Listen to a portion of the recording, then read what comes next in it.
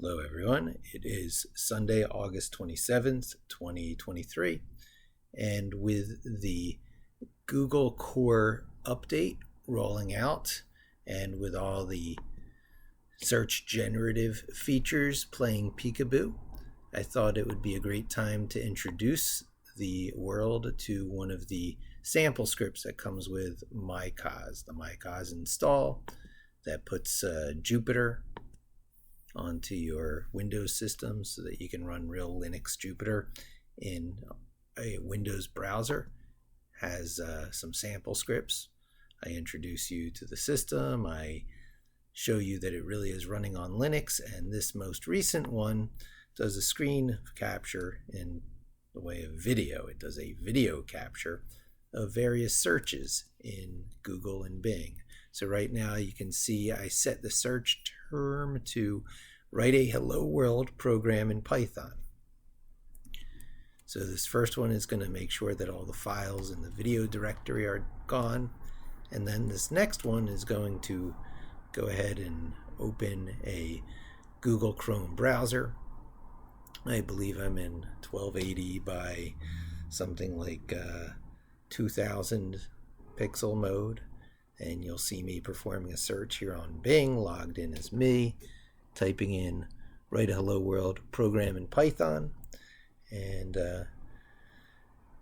here you can see Google doing its search generative experience. No, this is Bing doing its much more long-standing chat, just built into search.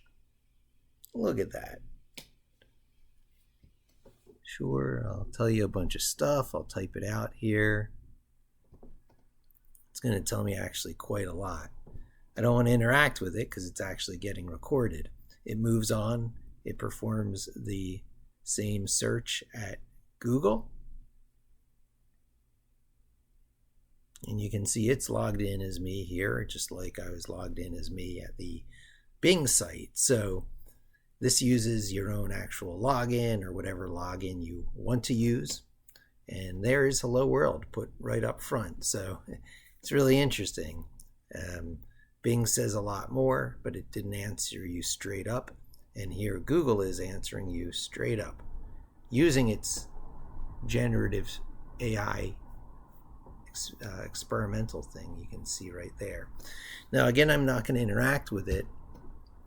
And it is unfortunate, but this slow motion, time delayed, I have going on here before the close takes it a little while to get to actually closing the window. You can see no errors have occurred. It's just giving a good 20 seconds, I believe, was the amount of time I allowed each engine to finish its search generative thing. And then I close the window automatically after Google is done. And that just has this little time delay here in the recording. But as you'll see, you never actually are going to need to sit and look at this because the whole point is to set it up to run headlessly on a schedule in the background to send you an animation of this whole experience with these pauses automatically edited out. And it actually even plays back at a higher speed. So it will very much satisfy the impatience in you, unlike here during the recording process. The playback process is very much favoring the quick playback. So this should be closing in a moment. It must be that slow motion that's doing this. I will certainly be changing that. Yeah, that's made for an unusable video. There it goes closing though. Right when I said that. Let me finish this out, see if the video turns out to be any good. It drops those videos here. Unfortunately, it drops two videos. Only one of them is the correct one, the larger one. And that's too large for email or anything. So this deletes the smaller of the two files. You can see it's down to one. And then this here finds the newest one and sets a name. You can see there's a file name for it. I really don't need this here. This should actually be a print statement at the bottom of this.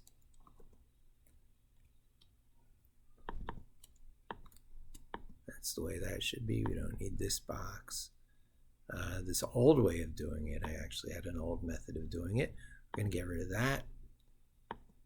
And this next one converts that remaining WebM file. You see it there, it's a WebM file. I could play it by double clicking it. It'll play just fine in Windows, but it is both too large for the email purposes I have in mind. And it is WebM, which is not very iPhone friendly. So I'm switching it, I'm converting it to MP4. And that conversion is taking place right here. As with anything else in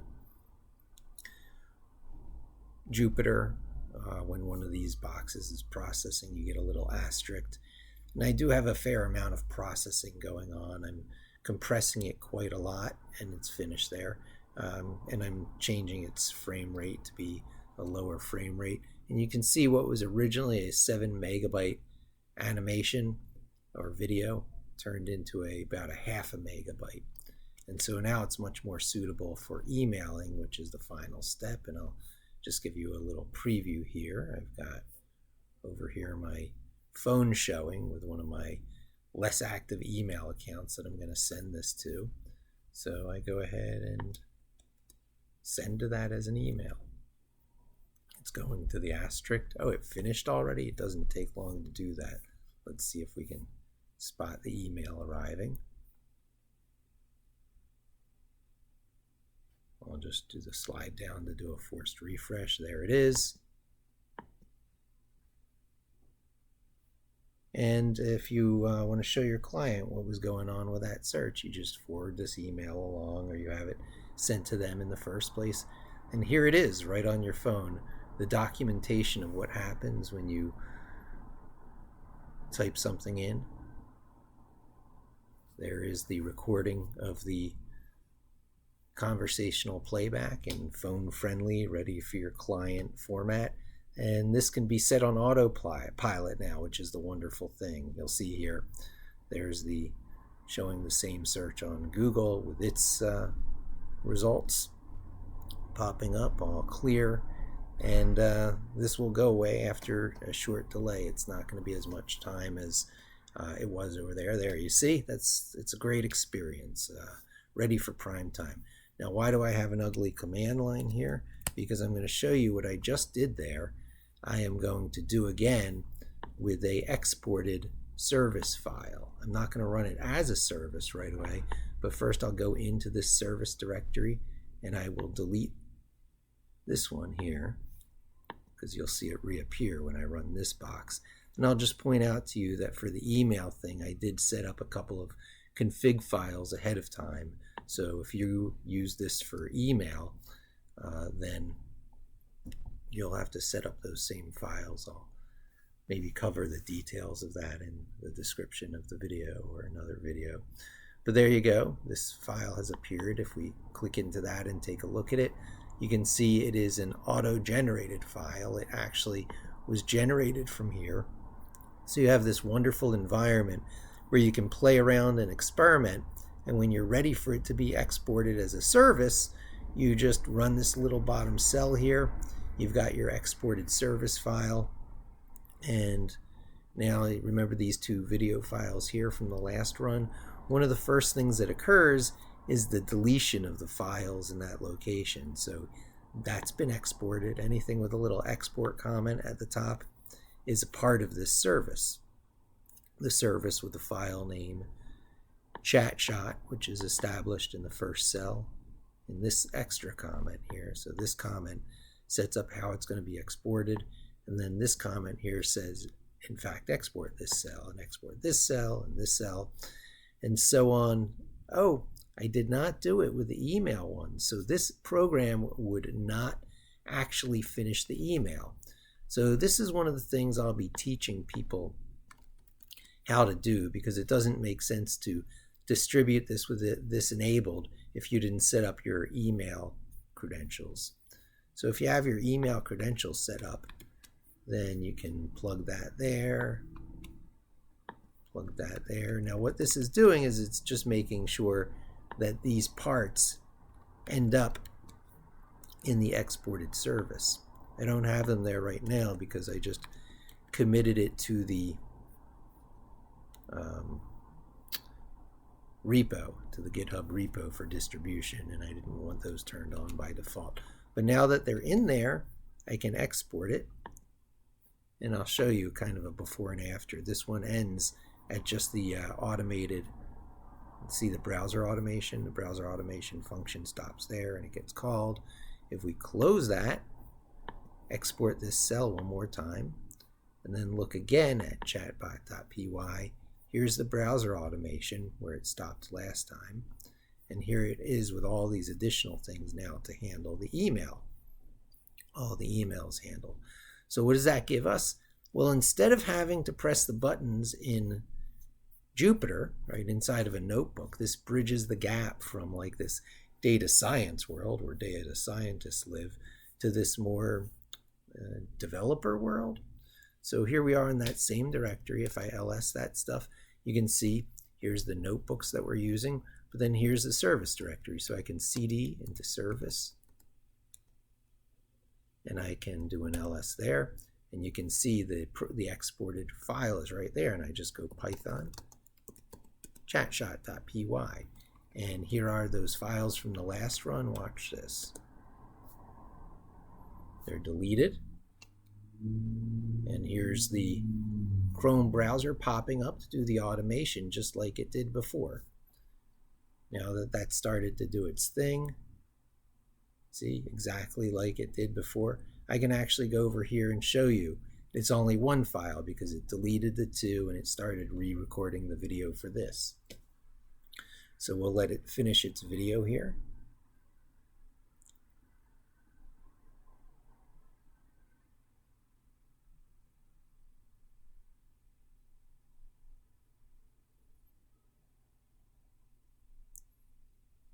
Google makes a big deal of the search generative experience, but look, this is like chat really built in. And if I were to drill down on that chat, I'm sure it would show the Hello World program. It just doesn't do it quite as upfront as Google's chat feature is doing here.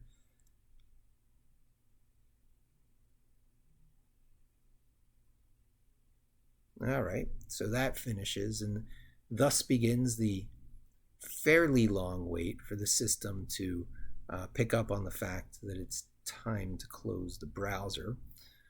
But I can throw that to the background for a second to show you here. This is running with the exact same output in a very similar fashion to the way it ran here. So we've got this sort of dual life to the script. One of it is in this sort of ad hoc, experimental, interactive development, phase where you use the power of Jupyter notebooks and its wonderful REPL, read eval print loop, where you can stop things in the middle, inspect variables, continue coding. It's really nice for developing stuff, getting your email just right that you're sending. And then you export it to be a .py file, and it gives it this other life where it's a little bit more static and you can feel free about running that as a service. A Jupyter, a Linux service can be pointing to this .py file, and this can be running 24/7 in the background to send you one of these screenshots like all the time. So browser's still there. That should be disappearing any second. And we can look at the file sizes here to see how far along it is. Neither of these files, which are both WebMs, one's going to be a throwaway one that for some reason Playwright produces two videos whenever you ask for just one. And one of them is the correct one, and the other one, the smaller one, is a throwaway one. But here they are both reading 0K, just because it didn't get to that point in the script that you can see in Jupyter where it closes it in the browser automation. When it gets to this close line there is when the video files get written. And that is when this thing disappears. And it might be that the screen recording software I'm using is also slowing down the process quite a bit. But I'm thinking it's how high I have this slow motion number set to 200, which is quite high. Usually it's up around 10, but I wanted to make sure that the neat little typing commands I had for the animation, where I'm typing key presses, are slowed down to a sufficient rate that you could actually see the typing occur. Maybe I should actually keep this active to give it full focus for disappearing. Interesting video, right? You're seeing the benchmarking of generative search, of conversational search. It's not very sophisticated yet. It's a very short script I'm doing, but it is interactive. It hits Bing and does a logged in, under a user account that you choose. I happen to be using one of my user accounts. And, it deals with that fact that there's this weirdness, highly customized behavior going on now, because Google and Microsoft strongly encourage you to have logged in, right? So it's up to the point now. There's not much point showing it here because it's not a lot of output. But over here, as soon as the file conversion, there it goes. So there's a 600, or a six, there's a almost 7 megabyte file converted to about a half a megabyte file again, and it's finished. So I should be able to go to that same email program where we just finished showing that email, X out of it, go back, and there is another one arriving as quick as I go out.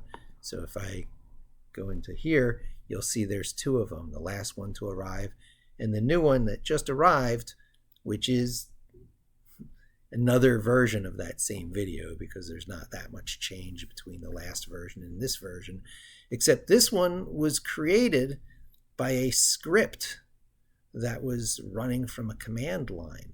Now, even though the browser still popped up and you could see it, that's really just a simple matter of switching headless from false to true.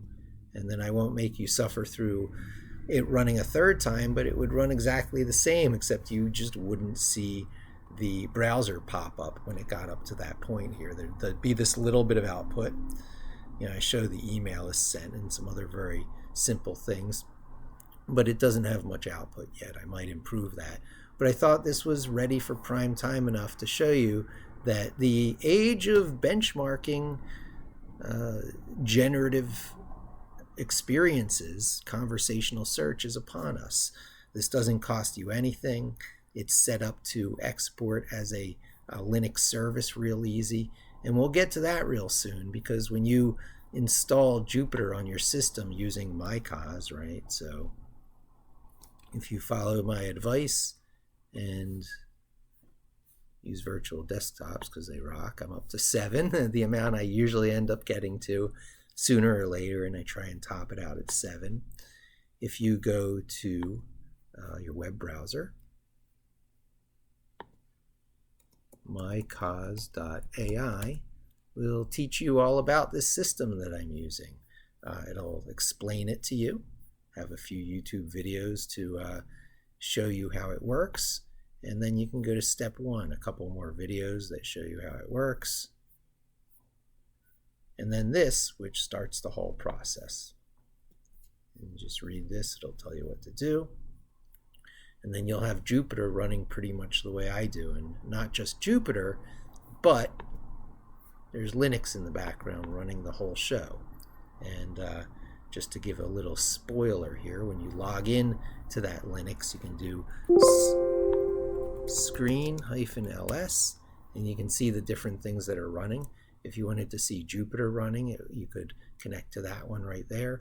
If you want to see the service that we're going to replace, see, this is your service, and we're going to put that py file that we just generated in for this. If we do a screen reattach to your service, you can see it's just every 5 seconds I put out another timestamp. You saw one go there. If we waited another 5 seconds, you'd see another stamp go. And this is just a busy service that I have running. that fills up the buffer of this screen terminal, and then it eats its tail, so there's no memory problem.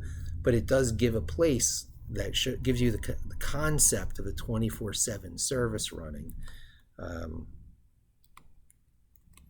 which if you really wanted to see, it is one of these repos. It's cd your service ls. So the thing that's running is just this simple Python script here, while true, print the date time now every 5 seconds. And so that's what you saw running out there.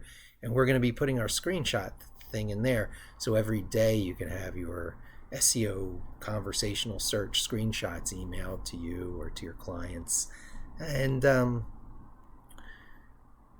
yeah, this also sets a stage for web development. I'll give you one tiny last preview of the neat things going on here. If we do a screen ls again, this last one, Uvicorn, screen reattach to Uvicorn, you can see that it's telling you where to go if you want to see this thing that it's serving, and it's just going to be a simple hello world that's there. But this is a hello world that we're going to be able to take in, step in and take control of. If I push that over here, and I guess I'll push that up here, and I'll be real fancy. I'll open one more terminal to show you what's going on here. It's kind of neat. There's some bona fide web development. As much as I'm not into advocating web development, it actually is an unavoidable fact of life. We're going to get to it, and when you approach it the right way, it's not really that bad. You don't have to learn these React and Vue.js and Svelte and whatever the library du jour is. We're going to be using something called HTMX, which is using HTML the way it's supposed to be, as a hypertext markup language, and giving it a lot of interactivity that people don't give it credit for if you just push a little bit more of the work over to the server. To give you a preview of that in our repos, well, first I'll make this a little bit bigger. ls.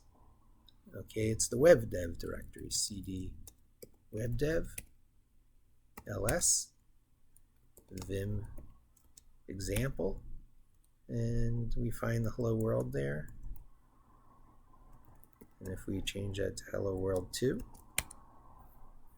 then we do a refresh here, and there's the 2. So you can do web development. You can see the changes take place on the server. So if we wanted to do a